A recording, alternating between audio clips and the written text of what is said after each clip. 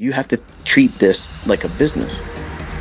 When you go to work, okay, when you go to work, do they let the employees that you work among do whatever the hell they want to do? Now, maybe at McDonald's, they might do that shit, but they ain't doing it generally in a Fortune 500 company.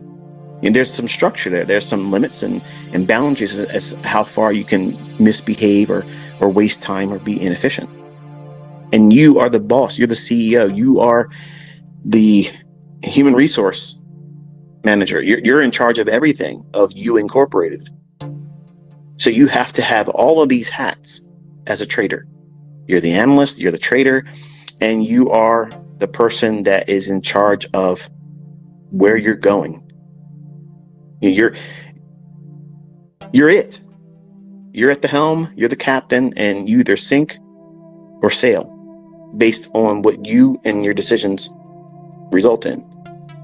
So if you go into it with the Mickey Mouse approach that, hey, let's see what happens. You know what they say, F around and find out.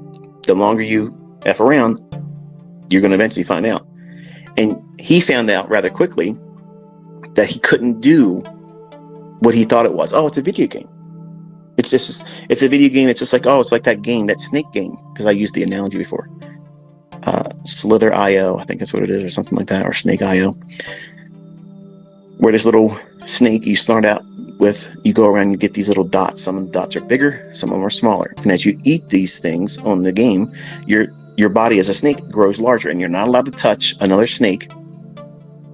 You can't touch their body, but you can make them run into yours, and then they disintegrate and you can eat them. Or you can't run into a wall or you die. So there's two simple rules there. The larger you get, the harder it gets. That's the same thing with trading. The things that you can do with a very small account, you can be very nimble with a very small account. Less than $50,000, less than $100,000. You can do a whole lot of stuff with an account like that. When you start trading with $50 million and higher, you just can't do those types of things. You have to be a lot more reserved in what you're trying to do, and you got to be more aware of what you're trying to protect. In the beginning, it's a little bit of money. It's 2% ain't that much. It's not that much. So I sat down with him today. I said, listen, one of the best things you can do is appreciate the fact that your first trade, whether you were right or wrong about the reason why you didn't, I don't care about that. The fact that you saw and you identified that $244 is more than half of your net bring home pay per week at your job. So I want you to think about that when you go to work and you're looking around at the people that irritate you, the people that aren't doing as much as you are. You choose to be there because you haven't done the work.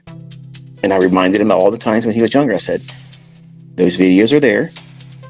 You watch them. And when you have questions, I will sit down with you. Nope. Video games was the only thing he was interested in sports. So I waited around. When he became of age where he can work, I made him get a job. He's had a job since he was legally allowed to do so. And now, because he has a girlfriend, because she's going away to college, she won't be here after August. So he'll have to wait for her to come home. She wants to be a veterinarian. And here he is working the typical teenager job, and he feels even more pressure on what he did not do correctly. So he has all those things swirling in his head.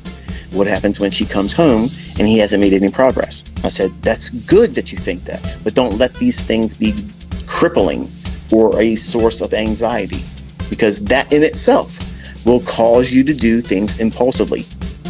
If you don't spend the right amount of time while she's going away to pursue her professional career, whether or not she makes it or not is irrelevant. She may get out there and decide that ain't the right profession for her. Or she may get out there and say, the hell with this, I ain't doing it. I'll just work a regular job. That's her decision. But you can't allow those things, just like you listening can't allow the pressures and stresses of your job. Or maybe you got fired.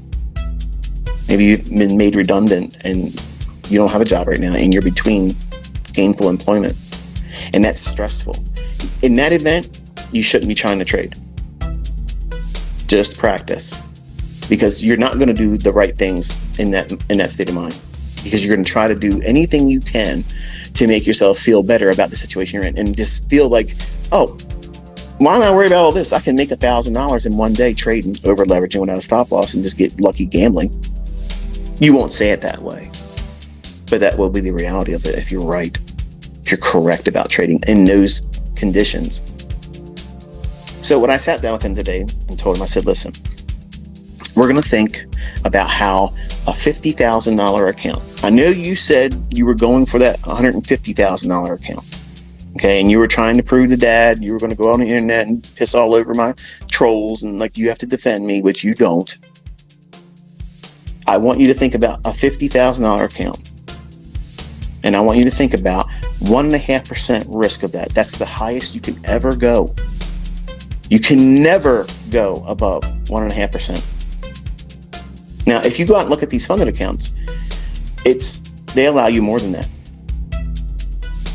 Not by much. I think it's like 2%. But I told him, you are not allowed to go over 1.5%. Because if you go over 1.5%, you failed. In my eyes, I'm your dad. I'm telling you, you fucking failed. Not just, I messed up. You fucking failed. You took that on. You did it yourself. You chose to fail. It didn't happen to you. You chose it. The reason why he was blowing it, trying to do the 150,000, because he was trying to trade with the maximum amount of contracts. Just because they're offering it to you doesn't mean you should do it.